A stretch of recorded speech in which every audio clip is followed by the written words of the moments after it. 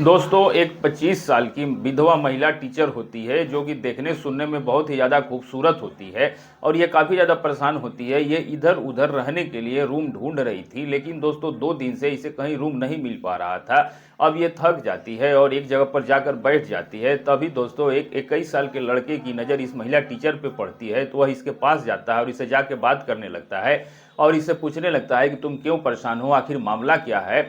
अब ये विधवा महिला टीचर जो होती है, अब ये अपनी पूरी बात इसको बताती है और कहती है कि मैं पास के ही कॉलेज में पढ़ाती हूँ और मेरा अभी फ़िलहाल यहाँ पे ट्रांसफ़र हुआ है और मैं रहने के लिए रूम ढूंढ रही हूँ, लेकिन 2 दिन से मुझे कहीं रूम नहीं मिल पा रहा है। अब दोस्तों जो ये 21 साल का लड़का होता है, वह इस महिला टीचर के हुस्न का दीवाना हो जाता है और वह इस पे मोहित हो जाता है और इससे कहता है कि हमारे घर के दूसरी मंजिल पर एक फ्लैट खाली है, चलो मैं तुम्हें अपने माता पिता से मिलवा देता हूँ और तुम वहीं पर रहने लगना। अब उसके बाद ये जो लड़का होता है इस महिला टीचर को लेकर के अपने घर पे चला जाता है।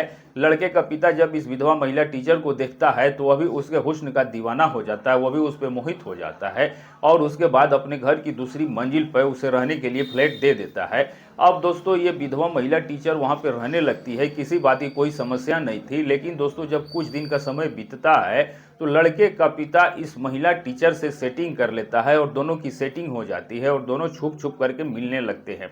एक दिन रात के 11 बजे के आसपास यह जो 21 साल का लड़का था अपने घर की छत पर बीड़ी पी रहा होता है, तभी देखता है कि नीचे की कमरे से कुछ अजीब अजीब आवाज़ें आ रही थी। अब वह नीचे जाता है, इस विधवा महिला टीचर के कमरे के पास जाता है और खिड़की से झांक कर जब देखता है तो दोस्तों उसके होश उड़ जाते हैं, उसके पैरों के नीचे से ज़मीन खिसक जाती है। वह देखता है कि उसका पिता इस विधवा महिला टीचर के साथ अपने गलत रिश्ते बना रहा था। अब दोस्तों वह सोचने लगता है कि मेरा पिता तो मुझसे भी आगे निकल गया और मैं पीछे रह गया हूँ और उसने मौके का फ़ायदा उठा लिया।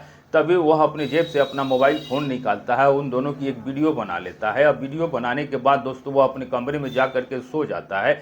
अगले दिन जब सुबह होती है तो यह लड़का उस विधवा महिला टीचर के कमरे में जाता है, उससे बात करता है और ये वीडियो उसको दिखा देता है। उसके बाद दोस्तों यह दोनों मिल के, यह जो लड़का होता है इस विधवा महिला के साथ मिल के अपने पिता के साथ एक प्लान बनाता है, एक षड्यंत्र रच देता है। और आखिरकार दोस्तों यह लड़का इस विधवा महिला के साथ क्या षड्यंत्र रचने वाला था इसके बारे में तो मैं आपको बाद में बताऊंगा। लेकिन दोस्तों जब वीडियो के अंत में आपको इस बारे में पता लगेगा तो आप ये सोचने पे मजबूर हो जाएंगे कि आखिर एक लड़का कैसे अपने बाप के साथ इतना घिनौना काम कैसे कर सकता है। आखिर दोस्तों घटना के अंत में होता क्या है, जब इसके बारे में आप जानिएगा तो आपके भी होश उड़ जाएंगे। दोस्तों वीडियो के अंत तक बने रहिएगा और हमारी आप लोगों से एक छोटी सी रिक्वेस्ट है कि अगर आपने हमारे चैनल को सब्सक्राइब नहीं किया है तो चैनल को सब्सक्राइब कर लीजिएगा और वीडियो को लाइक कर दीजिएगा। तो चलिए चलते हैं और बताते हैं कि पूरी कहानी है क्या। दोस्तों आज की जो हमारी ये सच्ची घटना की शुरुआत होती है उत्तर प्रदेश के बरेली जिले से और इसी जिले के अंतर्गत एक गांव में राम कुमार नाम का एक व्यक्ति होता है जो कि काफी अमीर होता है और अपने एरिया का सेठ आदमी होता है और इसके पास करीब 40-50 एकड़ जमीन होती है। जी हाँ दोस्तों, राम कुमार की पत्नी के अलावा उसका एक इकलौता बेटा होता है जिसका नाम रवि होता है।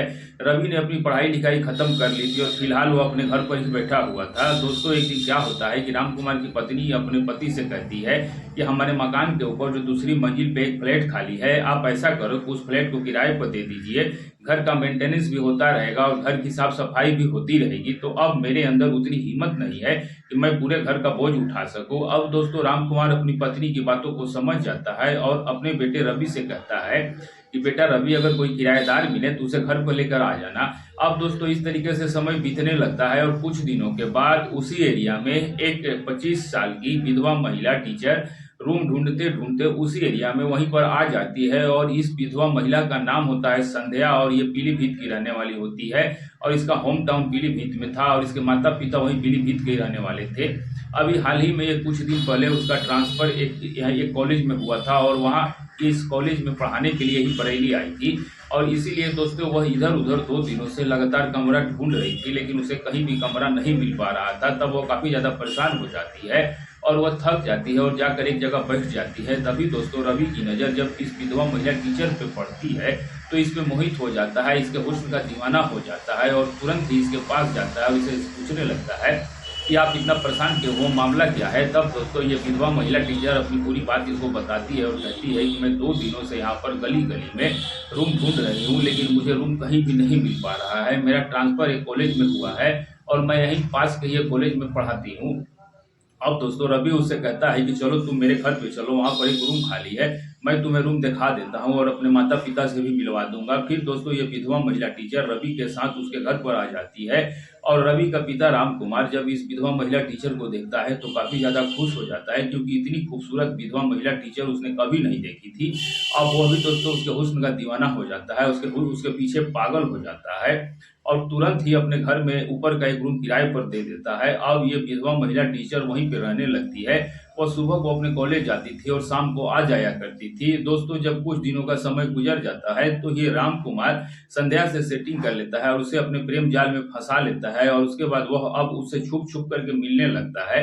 एक दिन रात 11 बजे के आसपास दोस्तों रवि छत पे सिगरेट पी रहा होता है, बीड़ी पी रहा होता है, तभी देखता है कि अचानक संध्या के कमरे से कुछ अजीब अजीब आवाजें आ रही थी। अब दोस्तों वह संध्या के कमरे के पास जाता है और खिड़की से झांक के जब देखता है तो दोस्तों उसके रोंगटे खड़े हो जाते हैं, वह दंग रह जाता है और वह देखता है कि उसके पिता ने ही मौके का फायदा उठा लिया है और वह पीछे रह गया है।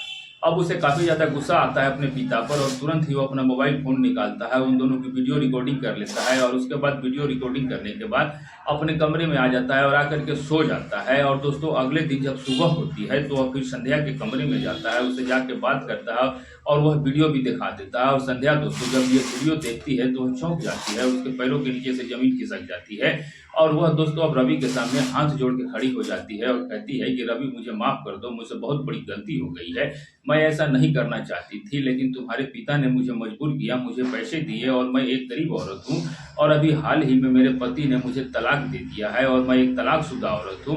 पैसे की लालच में आकर ही तुम्हारे पिता ने मुझे काफ़ी ज़्यादा पैसे दिए, इसीलिए मैं उनके प्रेम जाल में फंस गई और मैं उनके साथ ये सब करने लगी।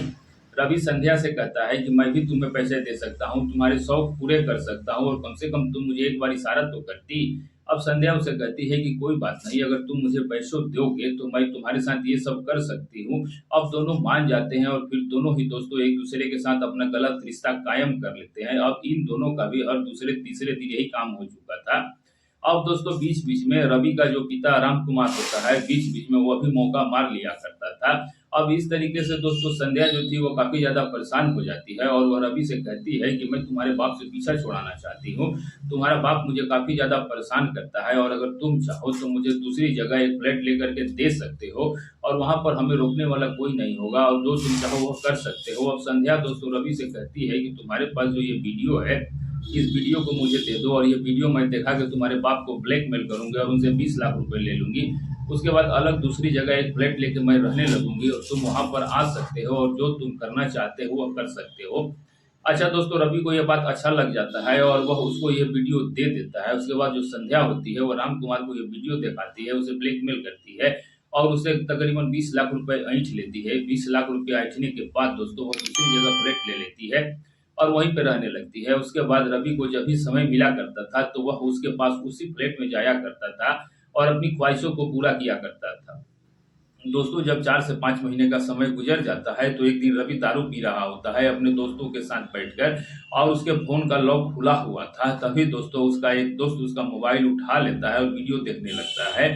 अब दोस्तों उसके दोस्त को उसके बाप की वह वीडियो मिल जाती है और वह उस वीडियो को रवि का दोस्त फेसबुक पे अपलोड कर देता है। उसके बाद धीरे धीरे यह वीडियो आसपास के लोगों में फैल जाती है, चर्चा का विषय बन जाता है और धीरे धीरे यह वीडियो राम कुमार के पास भी पहुंच जाती है।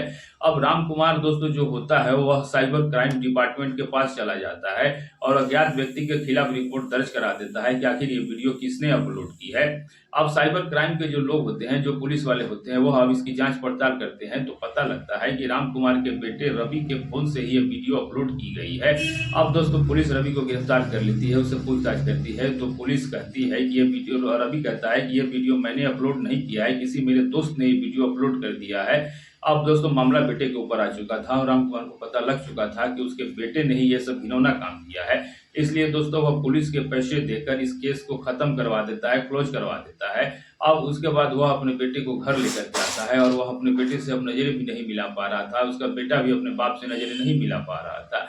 उधर दूसरी तरफ अगर हम संध्या की बात करें तो 20 लाख रुपए लेकर वो भाग चुकी थी और इन दोनों बाप बेटों को भी पता लग चुका था कि संध्या उनका पैसा लेके भाग चुकी है। इसलिए दोस्तों इंसान हवस में इतना अंधा हो जाता है।